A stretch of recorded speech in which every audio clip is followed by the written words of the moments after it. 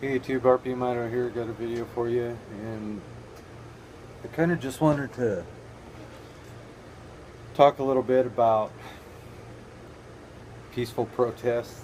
I was watching a Yankee Marshal video where he was talking about, I can't remember what it was, something not even on that subject. And then someone left a comment about the Bundy incident, which had nothing to do with the video, just some guy that wanted to uh, get his jabs in, I guess, about the Bundy thing, saying that the people that showed up in their Navy SEAL costumes, quote, Navy SEAL costumes, and armed doesn't help our cause, meaning, I guess, our fight for our gun rights.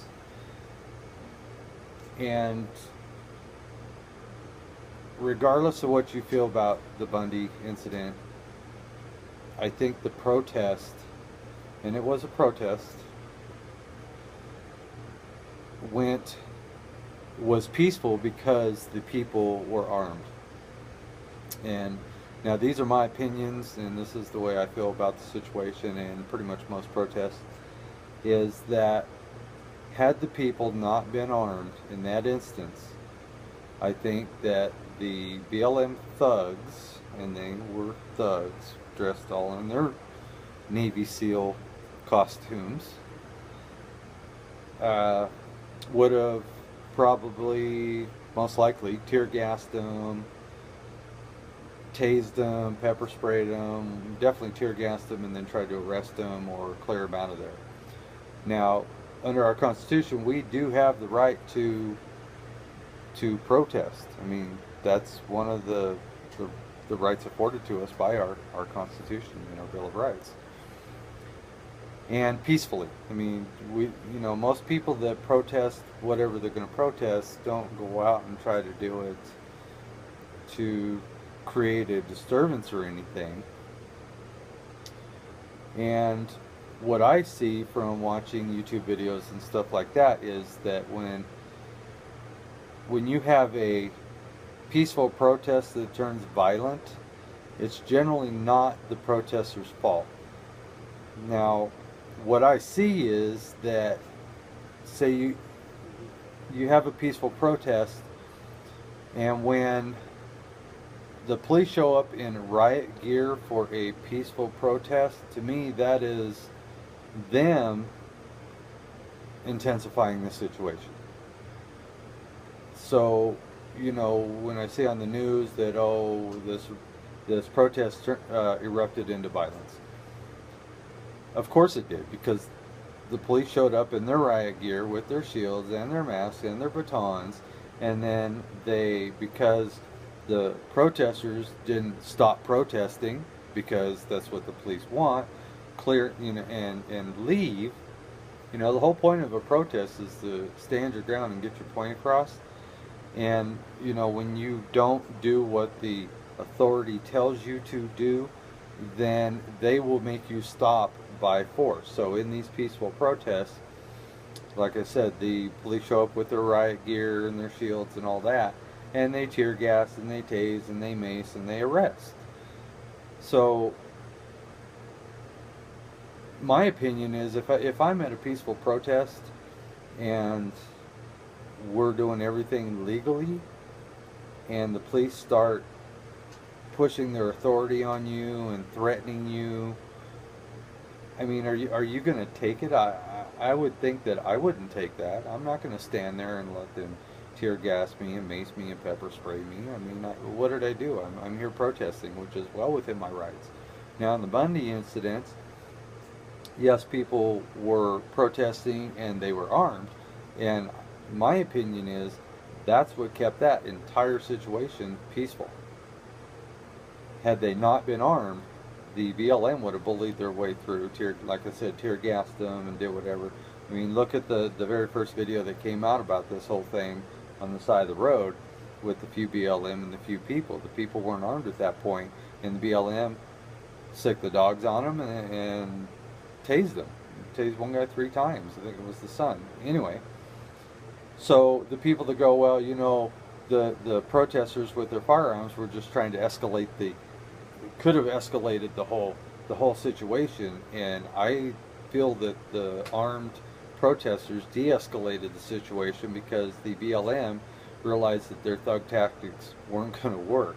The minute they shot tear gas or tried to pepper spray somebody or do whatever for peacefully protesting and not obeying them, that they would have fought back, you know. So when you, if you, most protests, you don't get, protests don't really work if you're there, and I'm not advocating violence, but if you're there peacefully and you do what the police tell you to do, your protest is pretty much over. You're not getting your point across, you know. And most of them that turn into violence when they're reported on the news, you barely know what the protest was about, but you sure know that, oh my God, these people showed up at these protests and violence broke out, and they're responsible for it, and they're the cause of all this chaos and stuff, and the police were just there to control the situation.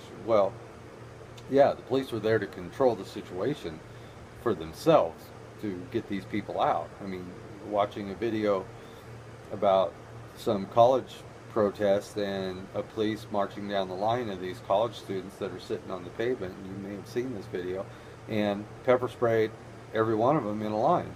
And to me, how is that keeping the peace? I mean, would they have done it if all these people were armed? You know, they definitely didn't do it at the Bundy protest, because they, you know, and they said, well, we backed off because we didn't want it to escalate. Perfect.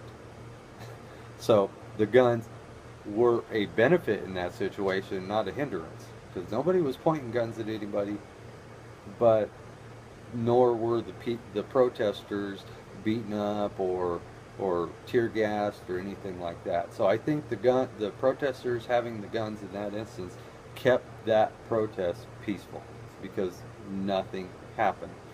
You look at the protests that the people aren't armed or aren't willing to protect themselves, they don't end up peaceful, because the riot police show up and the police thugs, and I got nothing against police, but there are some bad ones out there. And I also wondered about that cop that pepper sprayed all the people. You know, to me that's assault. And you know, I wish somebody would have stood up and said, hey, I want to file citizens arrest charges against this officer for assaulting all these people.